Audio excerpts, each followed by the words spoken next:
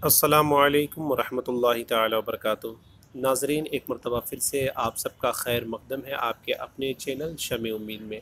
आज हम एक इंतहाई हसास और अहम मौजू पर आप तमाम लोगों से गुफ्तगू करना चाहते हैं। आपने कल का अखबार यानी 10 जनवरी 2019 का अखबार अगर आपने रोज़नामा इनक़लाब पढ़ा होगा तो अहले सुन्नत व जमात को बेचैन कर देने वाली ये ख़बर यानी ये तहरीर आपने ज़रूर मुलाहिज़ा की होगी। ये जमात अहले हदीस के एक आलिम दीन है जिन्होंने ये तहरीर लिखी है। आप शायद इसका हेडलाइन आप मुलाहिज़ा कर रहे हो, कुरान व हदीस का पूरी तरह इत्तबा करने वाले मुसलमान एक साथ 3 तलाक़ बिदअत के ख़िलाफ़ हुकूमत की जानिब से पेश करदा बिल की तायीद और इसका खैर मक़दम करते हैं। ये सल्फ़ी जमात के एक आलिम मौलाना डॉक्टर फ़ुरक़ान मेहरबान अली अलमदनी की तहरीर है। ये बिजनौर से इन्होंने तहरीर लिखी है। सबसे पहले तो इस तहरीर को शाये करने वाले इदारा पर मुझे एतराज़ है, यानी रोज़नामा इनक़लाब, जो तकरीबन हिंदुस्तान के बेशतर हिस्सों से शाये होता है। सबसे पहले एक इतना बड़ा ज़िम्मेदार अखबार होने के नाते इतनी गैर ज़िम्मेदाराना तहरीर शाये की जिसकी हम मज़म्मत करते हैं। सबसे पहली चीज़ मैं आपको बता दूं कि ये पूरा मामला क्या है, उसके बाद हम इस मौजू पर मज़ीद बातचीत करेंगे। मामला ये है कि मोदी गवर्नमेंट यानी बीजेपी की जानिब से 3 तलाक़ के ख़िलाफ़ एक बिल लाया गया कि यानी कोई भी शख्स अगर अपनी बीवी को 3 तलाक़ देता है तो वो मुजरिम करार पाएगा। और ये मामला पहले सुप्रीम कोर्ट में गया। सुप्रीम कोर्ट का जो फ़ैसला था, मेजॉरिटी जो थी यानी जो 3 जजों की जो बेंच थी जो इस मामले की सुनवाई कर रही थी, समाअत कर रही थी, उसमें से 2 जजों ने कहा कि ये पर्सनल मैटर है, ये रिलीजन से मुताल्लिक़ मैटर है, इसलिए हम इस पर इंटरफेयर नहीं करेंगे। लेकिन उस वक्त के जो चीफ़ जस्टिस थे डॉक्टर दीपक मिश्रा, तो उन्होंने ये कहा कि नहीं, ये औरतों पर एक तरह का जुल्म है 3 तलाक़। और उन्होंने ये फ़ैसला सुनाया कि मरकज़ी सरकार यानी मोदी गवर्नमेंट इस पर कोई बिल लाए ताकि अगर कोई 3 तलाक़ अपनी बीवी को देता है तो उसको सज़ा हो सके। बहरहाल ये बिल पार्लियामेंट में आया जिसकी शदीद मुखालफत असदुद्दीन अवैसी जैसे दीगर लोगों ने की, लेकिन फिर भी ये बिल पास हो गया। लेकिन जब ये राज्यसभा में गया तो राज्यसभा में ये बिल पास नहीं हो पाया। मामला यहीं पर अटका कि पार्लियामेंट में एक MP है जो आसाम से है, मौलाना बदरुद्दीन अजमल, शायद उसका नाम आपने सुना होगा। बदरुद्दीन अजमल जब इस पर बोलने के लिए खड़े हुए, पहली बात तो मैं ये साफ़ कर दूँ कि मैं बदरुद्दीन अजमल की तायीद नहीं करता, मैं हिमायत नहीं करता बदरुद्दीन अजमल की। बदरुद्दीन अजमल जब इस मैटर पर बोलने के लिए खड़े हुए तो बदरुद्दीन अजमल ने ये बात कही। उससे पहले एक गैर मुस्लिम खातून ने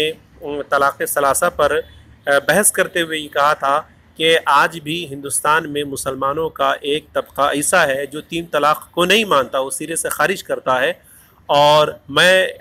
उस औरत ने, उस खातून ने ये कहा कि मैं ये समझती हूँ कि तमाम मुसलमानों को उस नज़रिए को फॉलो करना चाहिए। जिस पर बदरुद्दीन अजमल ने बातचीत करते हुए, जब बदरुद्दीन अजमल को बोलने का वक्त दिया गया तो बदरुद्दीन अजमल ने ये कहा कि मैडम, आपको फिर से कुरान व अहादीस मुताला करने की ज़रूरत है और आपको किताब मुताला करने की ज़रूरत है। जो लोग 3 तलाक़ की मुखालफत करते हैं और 3 तलाक़ को नहीं मानते वो सल्फ़ी जमात के लोग हैं। जिस पर उन्होंने अपनी टिप्पणी करते हुए और उन्होंने कहा था कि ये सल्फ़ी जमात वही है जो दहशतगर्द जमात है, जो दहशतगर्दी फैलाती है। जिस पर सल्फ़ी जमात के लोगों में बेचैनी पाई गई और उन लोगों ने एहतजाज भी किया, बदरुद्दीन अजमल से माफ़ी का मुतालबा भी किया और तरह तरह की बातें हुई। बदरुद्दीन अजमल ने क्या कहा नहीं कहा उससे हमारा कोई लेना देना नहीं है। बदरुद्दीन अजमल जो कहे आप उसकी मुखालफत कीजिए, हमें उससे कोई सरोकार नहीं था, हमें कुछ लेना देना नहीं था। लेकिन ये साहब जिन्होंने ये तहरीर लिखी है, इससे पहले मैं एक मरतबा आपको बदरुद्दीन अजमल की वो तकरीर सुना दूँ ताकि आप मुतमईन हो जाए और पूरी बात आपको समझ में आ सके। जिनको आज आप हिंदुस्तान में गवर्नमेंट ऑफ इंडिया इनको दहशतगर्द करार दे चुकी है। हम सल्फियों के साथ नहीं है, हम सल्फियों के साथ सेक्टर के साथ नहीं है, हम उनके अकीदे को नहीं मानते। आज पूरे हिंदुस्तान में जो दहशतगर्दी हो रही है वही सल्फी सेक्टर करा रहा है। प्रूफ हो रहा बार बार, उसका रेफरेंस देंगे, मैं इस हाउस में कम से कम नहीं मानूंगा। मैं बैठूंगा बाद में आपको बताऊंगा कि आप उसको देखिए और सही नजरिए से आप देखेंगी तो इस्लाम से आप बहुत जल्दी बहुत करीब हो जाएंगी और मिसअंडरस्टैंडिंग भी दूर हो जाएगी।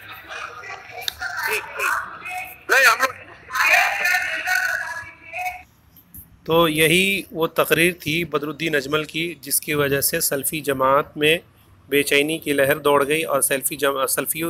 جماعت نے اس کی زبردست مخالفت کی۔ بہرحال مخالفت کرے،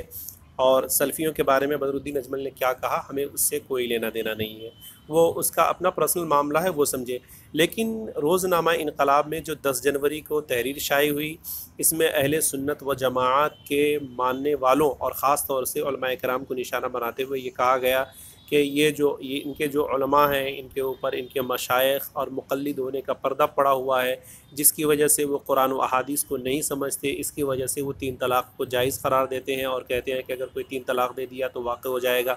میں آپ تمام لوگوں کو آگاہ کرنا چاہتا ہوں کہ آپ انٹرنیٹ پہ جائیں، اگر آپ کے پاس روزنامہ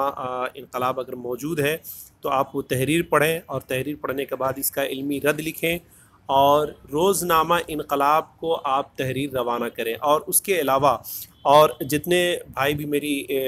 اس بات کو سن رہے ہیں، میں ان سے گزارش کروں گا کہ اگر آپ کا تعلق پڑھنے اور پڑھانے سے ہے، اگر آپ اردو میں لکھتے ہیں تو آپ کوشش کریں کہ سینکڑوں کی تعداد میں مراسلات آپ روزنامہ انقلاب کو ارسال کریں، کیونکہ ایک روزنامہ انقلاب جو بہت بڑا ادارہ ہے اور جس نے اتنی بڑی غیر ذمہ دارانہ حرکت کی ہے، ان کو اگر بدرالدین اجمل پہ اگر لکھنا تھا، خلاف لکھنا تھا، چونکہ بدرالدین اجمل نے ان کو دہشت گرد کہا ہے تو وہ لکھتے، لیکن انہوں نے اہل سنت و جماعت کو نشانہ بنایا ہے۔ دیکھیے، جہاں تک 3 طلاق کی بات ہے تو اہل سنت و جماعت کے نزدیک بھی 3 طلاق تمام جائز کاموں میں سب سے بدترین، سب سے ناپسندیدہ فعل ہے 3 طلاق۔ لیکن اگر کوئی 3 طلاق دے دیتا ہے تو وہ 3 طلاق واقع ہو جاتی ہے، یہ ہمارا ماننا ہے۔ دوسری بات میں آپ کو یہ بتاؤں کہ جہاں تک 3 طلاق کی بات ہے اور ہندوستانی کانسٹیٹیوشن کی بات ہے، ہندوستانی آئین قانون کی بات ہے، تو ہندوستانی آئین قانون میں مسلمانوں کے پرسنل لا میں یہ 3 طلاق واقع ہے، اور 3 طلاق پر اب تک عمل ہوتا ہوا آ رہا تھا کہ اگر کوئی 3 طلاق دے گا تو واقع ہو جائے گا۔ اور ہندوستانی آئین قانون کے مطابق ہندوستان میں تمام مذاہب و مسالک کے ماننے والوں کو یہ اختیار حاصل ہے کہ وہ اپنے مذہب پر عمل کریں، جیسا کہ اور دیگر مذاہب میں دیکھ لیجئے۔ ہندوؤں میں ایک ایسی جماعت ہے سادھو سنتوں کی جو کپڑے نہیں پہنتی،